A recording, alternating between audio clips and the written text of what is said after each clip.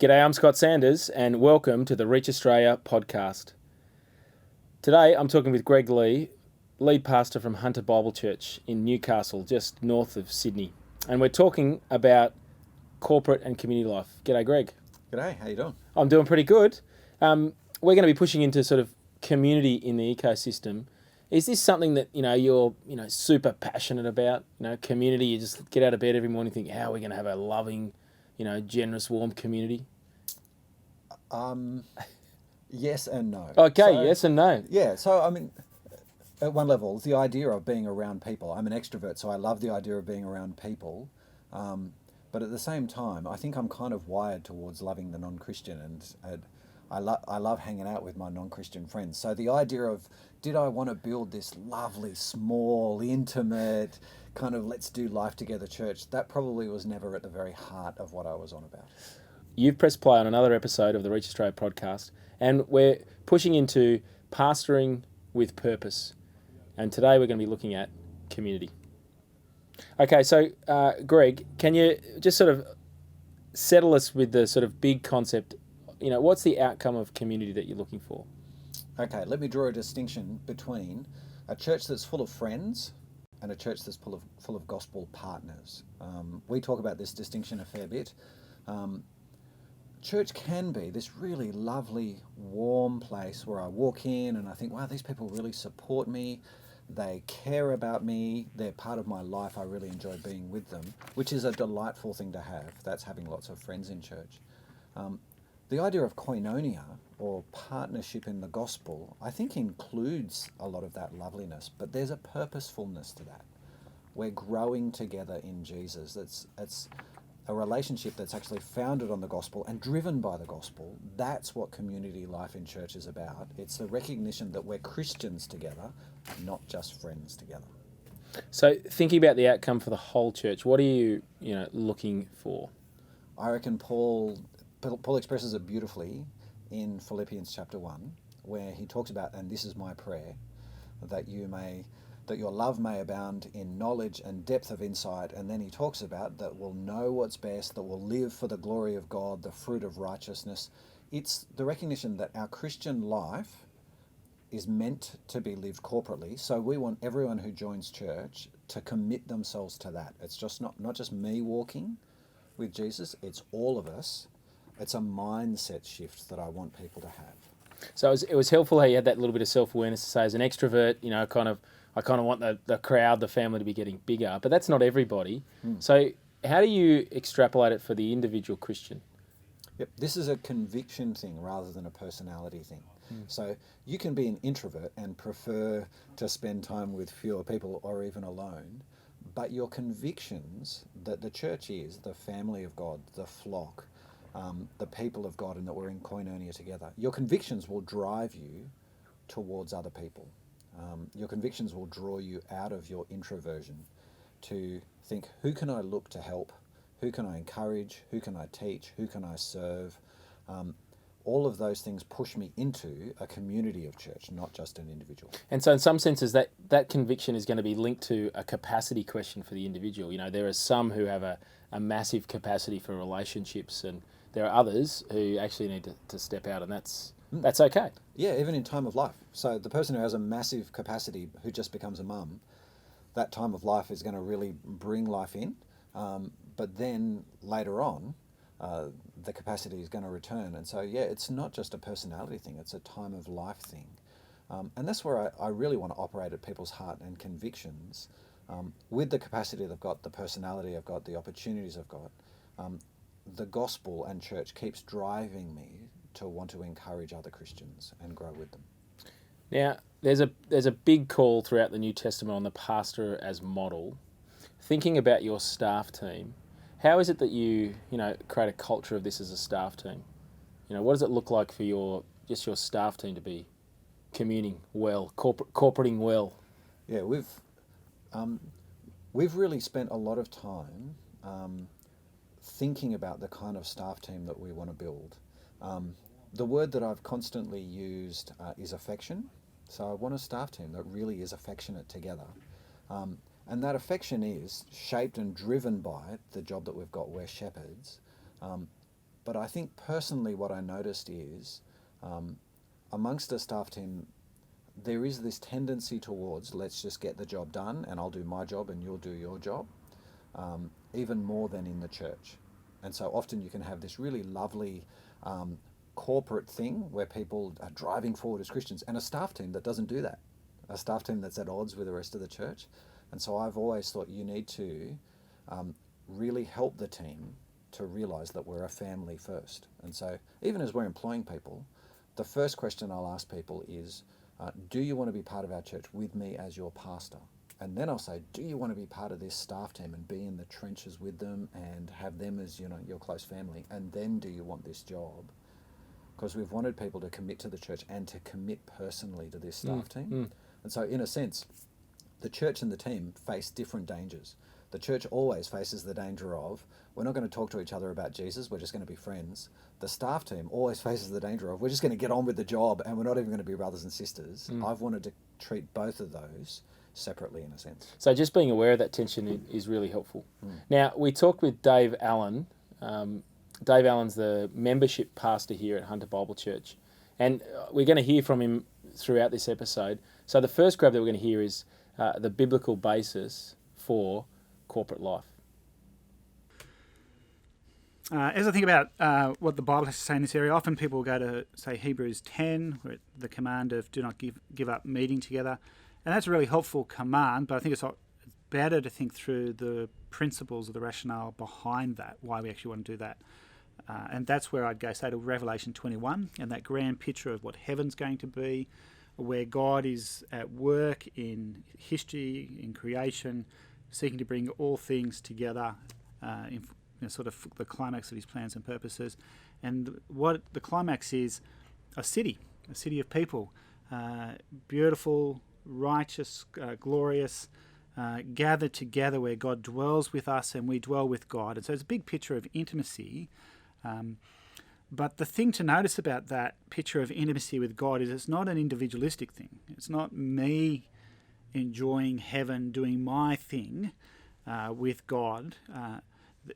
It's a city, which is a multitude. It's a vast, countless multitude gathered around God and enjoying real intimacy with God as an individual, but doing it in the context of this great crowd. And the second way to think about it is it's not, as the city is, God's plan for us isn't some sort of hipster paradise where, it's me and my family, maybe a few of my best buds, and we're all sitting around sipping our cold brews or getting cold brews and enjoying the garden feast in front of us. Again, it's the picture of a city. And so this picture takes us beyond me and my concerns and my immediate relationships, and really blows all of that up. And we see, church is not incidental to God's plans and purposes. Church is right there at the very center of God's plans and purposes. And so I need to value church the way God values church. And I need to seek to bring people into God's church the way God is at work in history, seeking to bring people into his church. And in the end, church then is not about me. Church is being presented to Jesus as his people, as his church. And so that's why I need to think about it, and that's why I need to value it, because it's not me, it's us, and us living for Jesus. That's where history is going. That's where God is taking us. That's where I want to go. Sorry.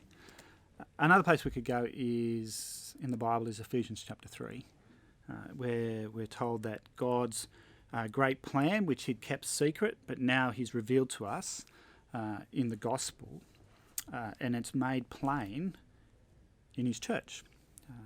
And it's not first and foremost in terms of us proclaiming the gospel, although it is.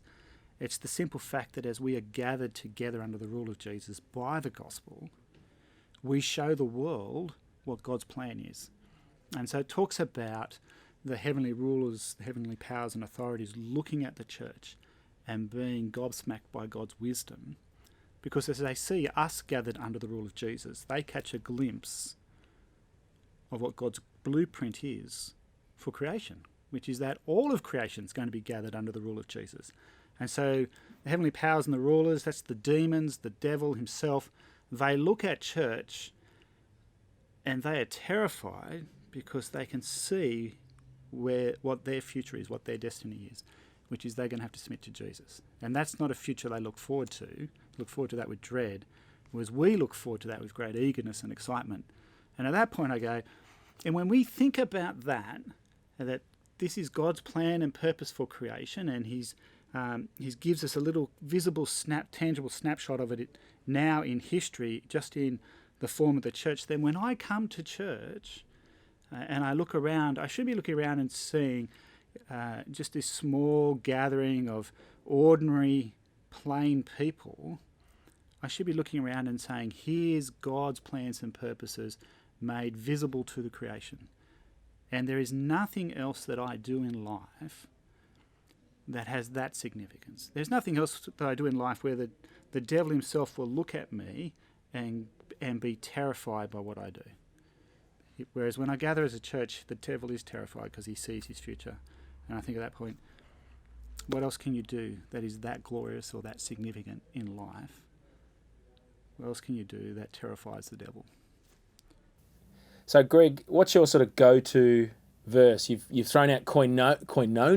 Koinonia, is that how you say it? Yeah, Philippians 1 is often my go-to because it does express heaps of love. You know, you read Philippians 1 and Paul talks about how he says that beautiful phrase, I have you in my heart. Boy, wouldn't you love to have any person say that to you? And he prays for the Philippians with joy. He clearly is friends with these people. He clearly loves them to bits. And yet he has this gospel partnership with them. For me, that's this great sense of what corporate life is about. Yeah, I did like how you opened up the episode, really, picking a prayer that had a purpose. You know, there was an outcome at the end of it. You know, growing in their knowledge and love. So it wasn't just hanging out together. It actually had an outcome at the end of it. Yeah, we as people join our church, we will talk about we want you to have friends, but we don't want you to only have friends.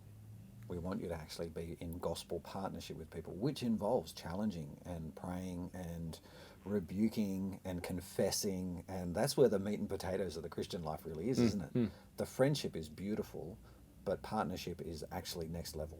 Yeah, there's that phrase that Tony Payne often says, you want loving one another, conversations happening all over the place. Yep, which often are, speaking the truth in love, and often they're not easy conversations, they're often hard conversations.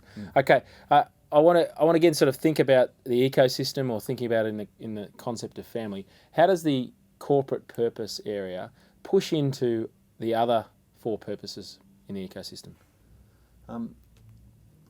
When you think, it pushes into all of them. So thinking about coming to church and loving Jesus, we want people to come to church with this mindset of, I'm coming for other people. I'm coming because this is my chance to care. And so it affects magnification. It actually affects the way we do church.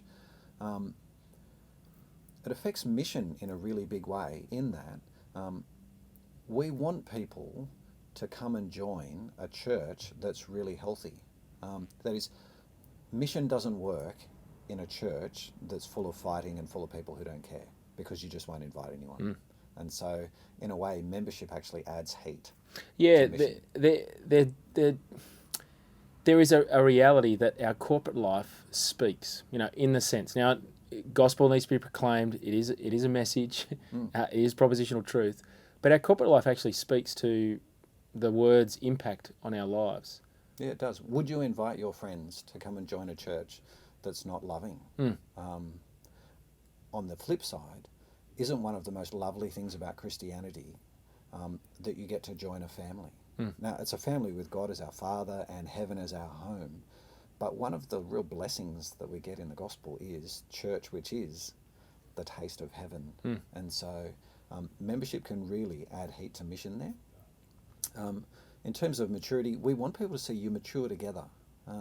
The maturity passages in the Bible are by and large corporate.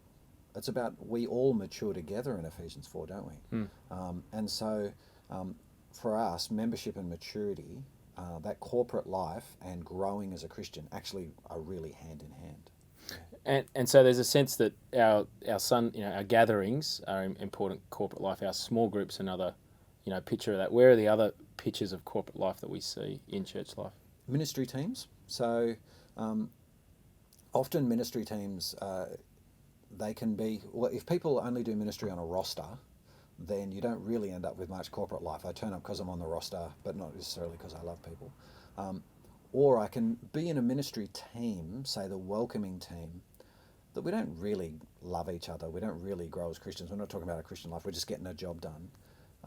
A great ministry team is the one where we are getting a job done and we're doing it really well and we're serving the church, but we're also sharing our lives together. I really love it when our youth leaders or our band leaders will say, I loved my growth group this year. We're really in this together. But, the people I grew most with were the people in my band or the people that I did youth together. That's fantastic in terms of the Christian life. And it's that they were teaching the word together and they were serving together. And that's really powerful in terms of that corporate life. Yeah, so people, one way of talking about the community thing is there is the care of people, helping people to connect and then to live in community. Another way of talking about it is front door living room in crisis.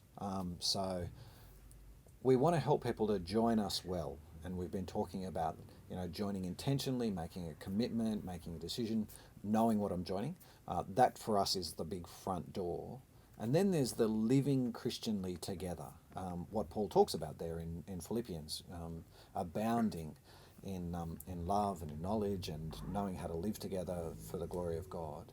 What we've seen over the years is also that we need to pay attention to the crisis moments in people's life. When a child dies, you can't just rely on the community. You need to be there at that moment when marriages fall apart. So people's lives, because we live in a fallen world, there are moments of crisis. And we've realised that as we've gotten bigger, there are just more of them at any given moment. And you can't rely on the staff to do that. You've got to start to find passionate, gifted, sensitive, trained people who are going to do that for you. So those are 3 C's: care, commit, connect, community, or you could go front door, living room, crisis. Now, it seems kind of anathema to this sort of area that, the community or the corporate life could get into conflict with any of the other areas. Aren't they meant to be the loving guys who are all about togetherness? But where does, the corporate purpose area come into conflict? It can come into conflict with mission, in that mission is that kind of hard edge of we want you to make a decision, whereas the corporate life thing is wanting to include everyone. And so in some churches, they so focus on corporate life that the non-Christian can come in and never actually be told that they have to make a decision.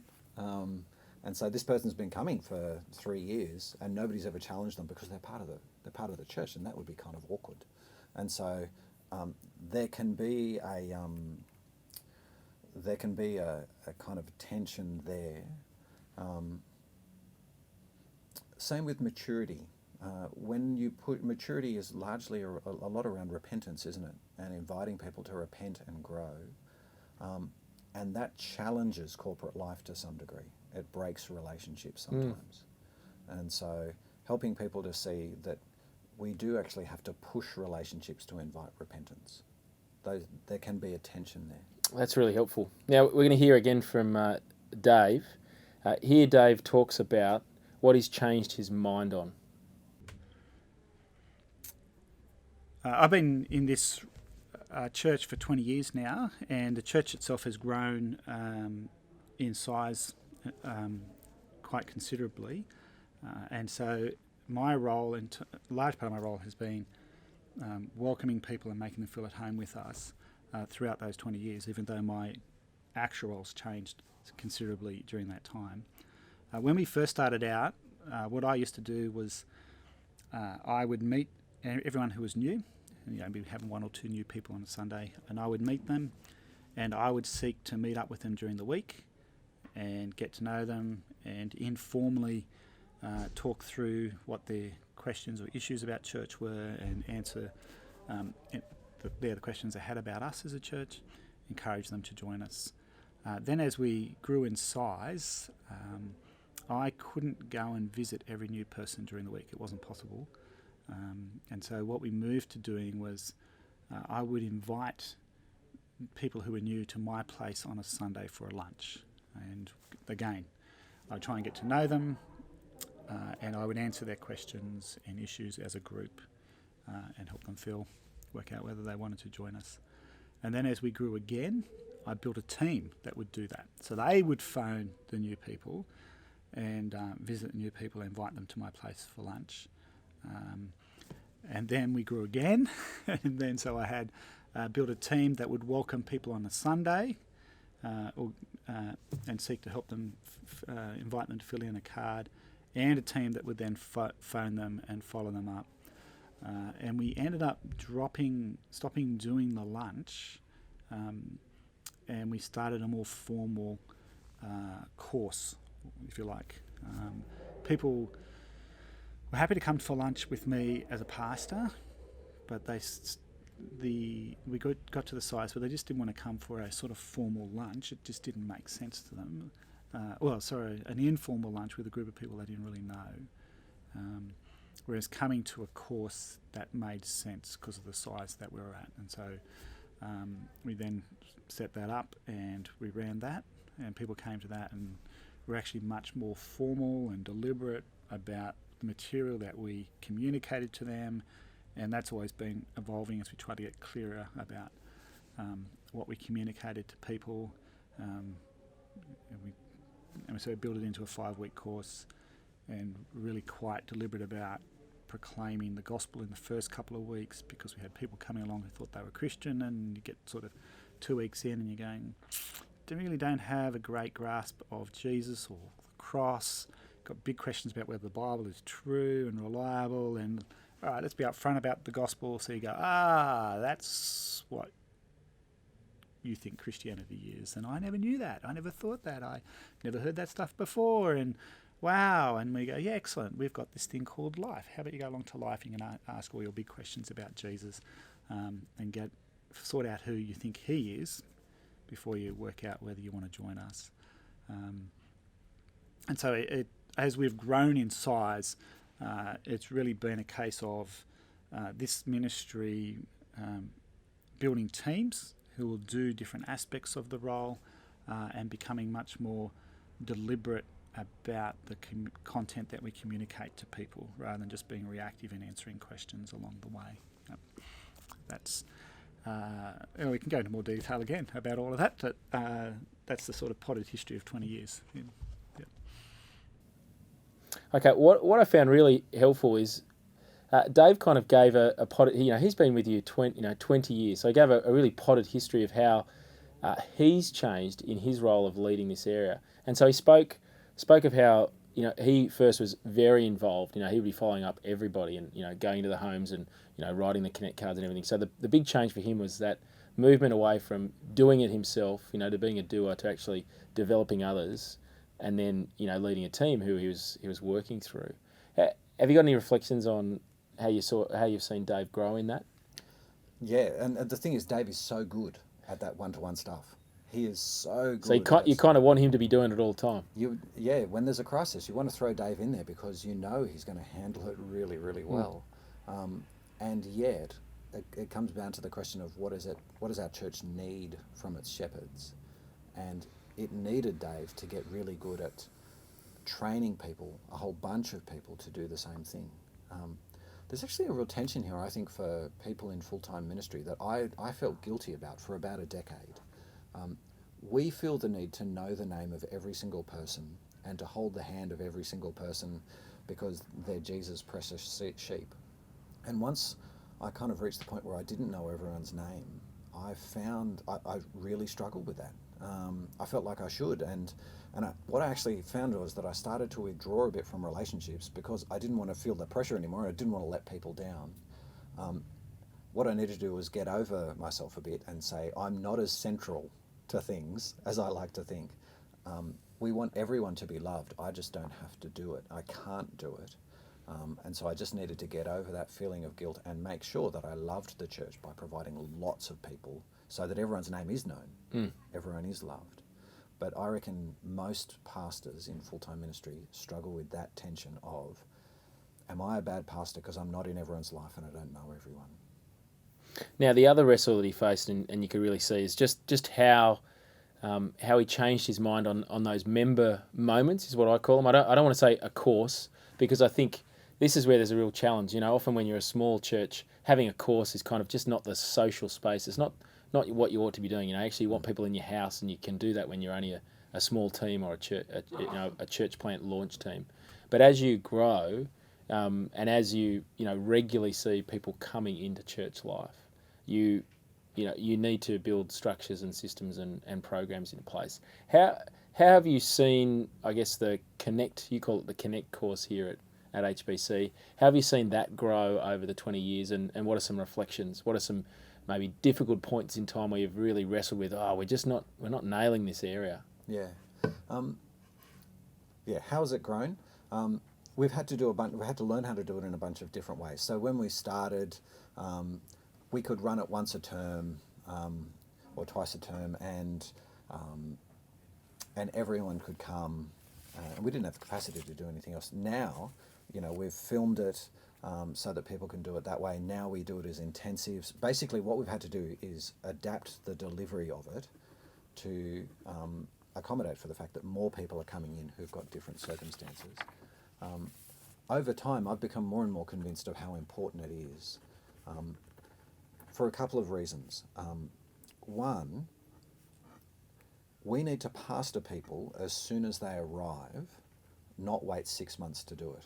So often what happens is someone new comes to church, and we are so desperate to have them that we'll take them under any circumstances. Come with your broken relationships, come with your false doctrine, come with your bad motives and your bad priorities, and we're just so happy to have you that we're going to not raise any of that for the next 6 months. That's not our job. Our job is to pastor people as soon as they come, which means that for us, the Connect series is a series of moments of repentance. Every week we say, this is what we think is really important to God, and we want this to be really important to you, so that we're pastoring them from the moment they arrive. And so the second thing that flows on from that is we're pastoring them to make a decision to join, not a drift to join. There's an intentionality, and you're actually discipling. I like how you say pastoring them, but you're discipling them in this process. And these are teaching moments that are critical. Like you're taking the time now, because what you see the fruit or the impact not in the next 3 weeks, but in the next 3 years and the next 30 years in the life of the person. And there's a timeliness to doing it just as they arrive, because frankly, they still like you then. You're still in that honeymoon period, and people are actually much more open to repenting on things when they join a new church. So for instance, mission, a person who's never really had anything to do with mission, they've never really wanted to evangelize, when they join a new church, if that church says, we're all about seeing people saved, we're all about teaching, trying to reach Newcastle or Sydney or wherever it is, we want you to join in, they're much more likely to repent then than they are 3 years down the track. And so there is a timeliness to when people just arrive. Now there's church growth literature that says, actually, you don't want them to have a member moment. Actually, you want to get them serving straight away. As soon as someone's engaged in the life and serving, then you've got them. And they'll connect into the life of the church.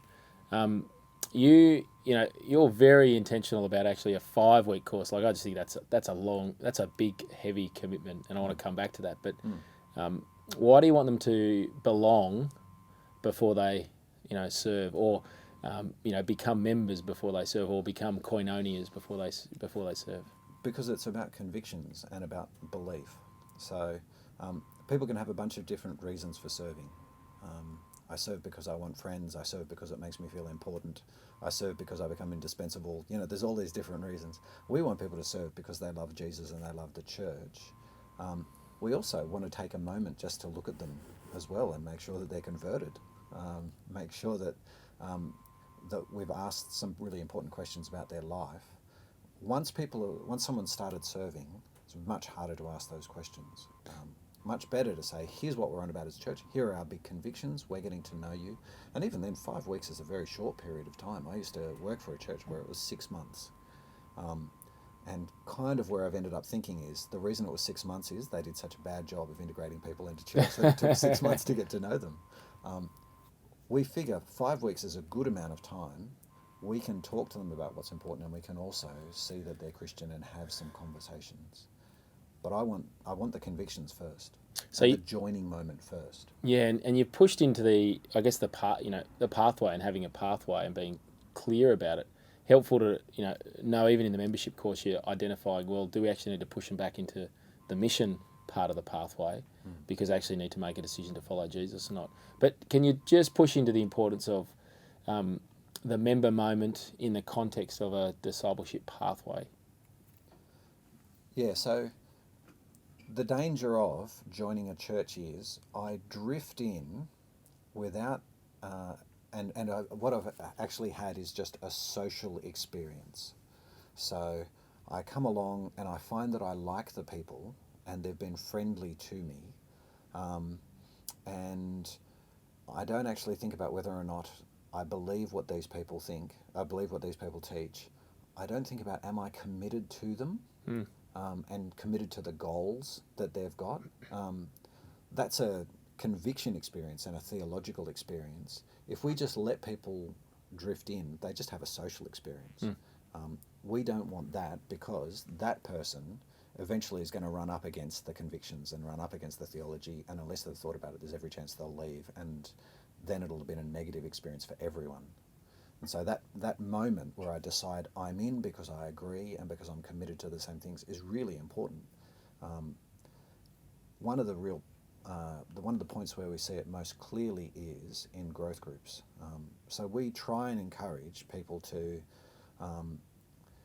do the Connect series before they reach a growth group, because we want everyone in our growth groups to be committed to the church and committed to each other.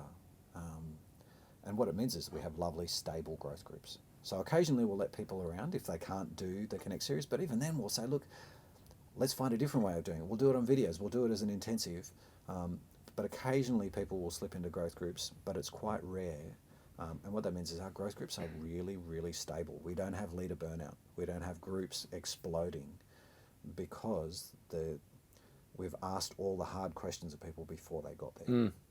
Yeah, I've got in my head, as you're talking about that, I've got the image of sort of the person with the pike, sort of being patient as the hordes are kind of running at them. You want to rush out because that could work, but actually you've got to hold the line, in order to see that work effectively. Yeah. And there are ways of explaining it to people. So saying to them, you'll do this course with a whole bunch of other new people who are all looking for friends like you're looking for friends. You'll get the chance to meet a whole bunch of staff and ask all of your questions one-to-one that you wouldn't normally get in church. So there are ways of helping to see how attractive it is. But a joining course isn't normal in Christian life, if you know what I mean. There's not the familiarity. And so for some people, they're like, wow, why do I have to do this thing? And we say, well, you don't have to do it. It's just you get to do it. It's a really great experience. But because it's not familiar, there is initially this reluctance that people will have. Now, there'll probably be pushback on this. You're a big church, and so you've got loads of people, so you can actually create, a large group and have, 10, 15 people there. It's very different to a smaller church where we might only see, 1 or 2 people in our membership course. How would you respond to that sort of pushback? Yeah. What I'd say is the delivery changes, but the process doesn't. So I still want, or the experience doesn't. No matter what the size of our church is, I would want every person who joins to know what we're on about, what's important to us, and what it means to join, and to make a deliberate decision. Now, I can do that one-to-one with them. I can do it in our lounge room, or I can do it at a course on a Tuesday night. The delivery of the experience can change, the structure or program can change, but I want them to have those experiences regardless of church size. If I don't, I'm just going to have a landmine later on. So final sort of question on this. Online, you've talked about wanting to eyeball them and see them and, build it. Surely we, in COVID times, we can have an online membership course. What would be your pros and cons of that? Yeah, we've tried it during COVID because it was all we could do, and it went okay. I think that it's the way I've come back to all of this online stuff is there is still a very personal element to it because we're still people online, but there is something fundamental missing when we're not sitting eye to eye. And so as quickly as possible, we've gone back to a face-to-face thing. But yeah, we had a crack at it, and it actually went pretty good. Most of the people who did it think that I'm 6'2" instead of 5 foot nothing. So I was able to present a much more attractive picture of me. Now, I just want to hear, Dave, just in this next grab on, what does membership look like for the new church or the church that's smaller in size? And so let's hear him on this. In my role as a church pastor over the last 20 years, been involved with both small church and large church and all variations in between. I think one of the things that's really struck me is that whatever the size of our church, what matters is that we love each individual who comes along. And that means being quite thoughtful and deliberate, because otherwise people fall through the cracks. And there's some ways we can do that. One of them is to actually, as we preach, we remind people that God wants us to love each person. And so it's not the responsibility of the people out there or the church, or it's my responsibility to love people. And that includes people I don't know. And I need to take the initiative to engage with these people in whatever way I can and seek to make them feel welcome amongst us. The second thing I can do as a pastor is to actually model that to my congregation, to actually be making sure that sort of 10, 15 minutes after church, I'm trying to engage with people who are new and welcome them, because that's about as long an opportunity as we get with someone who's new. They'll give us 10 minutes and then they'll look to slip out the door. So if we engage with them during that 10 minutes, then they'll know that they're wanted at this church, and they'll walk away thinking that you're a warm church because you made an effort. And you go, that's not really that hard a thing to do. And it's not. But surprisingly, people keep reporting to me that they go to church after church and they walk out and no one's spoken to them. And I think that's it's not just a shame, it's just wrong. We're supposed to have loved these people who've come amongst us. And the third thing you can do is you actually look to recruit people and encourage people to do it. And so you might look around and actually see people who are off their own bat are doing it, going out and meeting people they don't know and trying to talk with them. Or you might recognise someone who has the skills to do it. They're just good at talking with other people, and what you can do is encourage them to take on that role for themselves.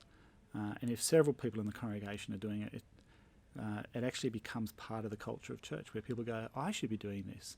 And I don't feel like I'm any good at it, but maybe we could do this together. And they can go and chat with someone who's new and welcome them amongst us. But my role then is I want to make sure as each person comes through the door is someone talking to them. So I might be a church of 20 people and have someone new come amongst us. I can't assume that they're just going to get talked to, because, people might be having a bad day in your congregation. They might be feeling shy or awkward, sin, and so they're reluctant to do it and to make that sort of sacrifice to do it. And so you want to go is, all right, is someone talking to them? Let's make sure that someone goes and talks to that new person amongst us. And that's even more important in a church of 20, because people walk into a congregation of 200 and they think, well, no one's going to know I'm new. I'll just slip in under the radar. And that's really good if you're not a Christian, because you go, I can go and check out Jesus without being embarrassed and without having to make any sort of commitment to these people, because they're not going to know I'm there. And so at that point, people are walking and going to church for 200. Well, they're not expecting anyone to speak to them. So if someone does, well, that's really profound. Now, I want to make sure in a congregation of 200 that every new person is spoken to, and I'm looking to make sure that happens. If someone who's new walks into a current church of 20 people and no one talks to them, they're going to walk away thinking that is the coldest, iciest group of people they've ever met, and they will not darken your doorstep again unless God does a profound work in the life of that person, because they'll just go, that church does not love me. That's terrible. Right? And so if I'm pastoring a congregation of 20 or 30, I want to make really sure that every new person is spoken to. But pastoring a congregation of 200 or 300, I want to make sure every new person gets spoken to, because each person matters in the eyes of God. So each person matters in my eyes. Now, Greg, often when I sort of push into this area and sort of give the church growth stats and kind of help sort of get some aha moments in pastors' minds, is I say that a healthy front door will mean that you'll be having, on average, if you're a church of 100, you should on average over the course of the year see about at least that same size of newcomers or people just visiting your church. So your church of 100, you should see at least 100 newcomers, which is about 2 people every week. Now it's kind of an aha moment because they're one thinking to themselves, we haven't recorded the names of new people, so I actually don't have any data that can confirm that stat or deny that stat. 2, they just start to sort of do the calculations. Actually, over the course of a term, there will have been 20 people come to my church life, and obviously there's seasons it might actually be double that at the start of the year and double that at certain periods. How do you how might you push back on the small church who says, I just don't have the size, or I just don't have the the throughput to put on a member moment? Yeah, and that is right. You mightn't build it as a structure, but you do want every single person who walks in the door to go through that experience. That is, the thing that's in common with the big church and the small church having common here is doggedness. We talk about being terriers, where we chase up every single new person because every single new person is really precious and really important. And so we want to be terriers, and we were that when we were tiny, and we're that now. That hasn't changed. It's just what we're chasing them into. One difference, though, I think, is when you're small, the senior pastor and his family, or the pastor and his family, really are this embodiment of the church's values and the church's mission. And so doing everything in your home really works. And so in a church of 30, as people join, what they're asking is, do I want to go with this guy and where he's going? In a church of, say, 300 or bigger, as people join, they're not necessarily asking that question just of the pastor. They're saying, is the whole church going there? And so at that early stage, I reckon the pastor really wants to be in on that membership moment. And if you can do it in your house with your family, you'll embody it in a way that I'm a bit more distant from that now. Okay, just want to finish up with a couple of more sort of riffs from Dave. First of all, we're just going to hear him talk about measures.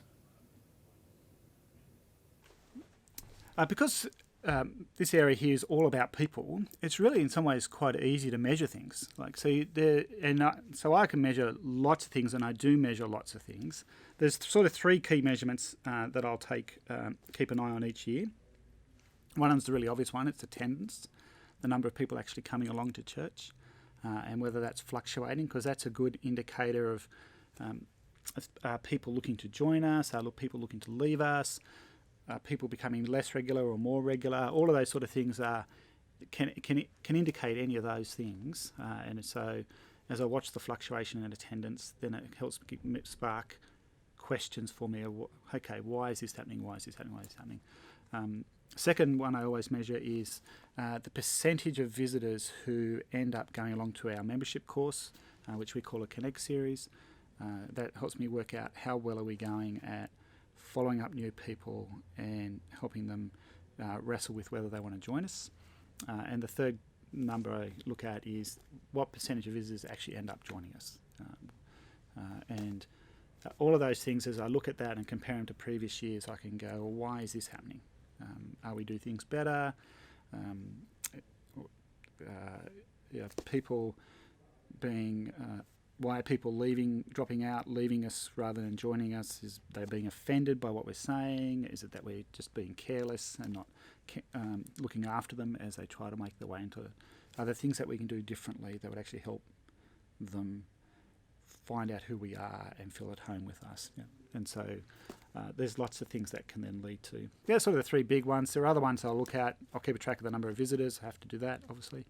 The percentage of visitors who will travel more than 15 minutes to come to church with us. In Newcastle terms, people were willing to travel around 10 minutes. And so if they're willing to travel beyond that, it becomes a bit of a trip. And so if people are willing to travel more than 15 minutes, they're actually making the effort to come and see us. Now, 15 minutes, it'll be different in other places. In some of the big cities like Melbourne, 15 minutes is basically the next suburb. People are usually willing to travel a suburb, but if they're willing to travel, it might be 30 minutes in that context. If people are willing to travel that, then that says something about how much value they place on coming to your church, the sort of shadow that you're starting to cast, people being willing to make that sort of distance to come and see you. So I've started doing that. A third one I've looked at is looking at what percentage of our visitors are people who don't know Jesus and what percentage of our visitors are people who do. And you can dig into that a little bit more and refine it, but they're sort of some really good rough measures. And the last sort of big one that I measure is what percentage of our community is actually leaving us.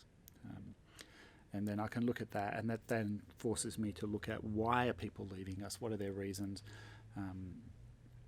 are there things we can do to rectify that if there's an issue going on there. Okay, and finally, here Dave talks about some of the key programs or systems and structures that you need for a healthy corporate system. In this area, we have lots of teams, and a lot of my job is spent managing these teams, just because there's some people, and so at all very different places in terms of church. The first team is the congregation, and I see the congregation as my welcoming team. God wants us to love the stranger, and that's not a command he gives to particular people or to gifted people. He gives it to every Christian, that we're to love the stranger amongst us. And so I say my congregation is my welcoming team, and they will just want to look out for people around them they don't know and try and meet them and get to know them and make them feel at home with us. I do have teams that then are more specialised that we try and recruit into. One is our venue team on a Sunday, and they try and make the place as welcoming and as hospitable as possible for everyone, particularly the new person. I have a team who will go and look for people who are new, and they try to be quite conscious of faces they don't recognise. And they're not trying to welcome them and greet them, that's the congregation's job. What they're trying to do is make sure they have their sort of spiritual conversation with them, where they find out what's brought them along to church, what are they actually looking for, and then invite them to take a step to meet that need. So if they're looking to find out about Jesus, then they're saying, well, how about you come along to our structure where you can find out about Jesus? And if they're looking to find a church, then we say, well, we can help you do that. Would you like to find out more? And they're really seeking to get them to fill out a card where we can then have further follow-up with them. I then have a follow-up team, and we'll give the names of those people to them, and they'll ring them, try and meet up with them, be hospitable to them, get to know them, find out what their story is, and see really how we can help them. And what they're really trying to do is walk with this person down the path to whatever structure is going to be most helpful to them. And they'll just continue to chase them, and I use the word tenacious or persistent, chase them for as long as they want to be chased, and to do whatever will be most helpful for that person in terms of their Christian life. And then I have, we run a membership course called Connect Series, where we're trying to help new people who are new, not just get to know a few people at church, because relationships are really important, but also get to know us as a church. What are we on about? What makes us tick?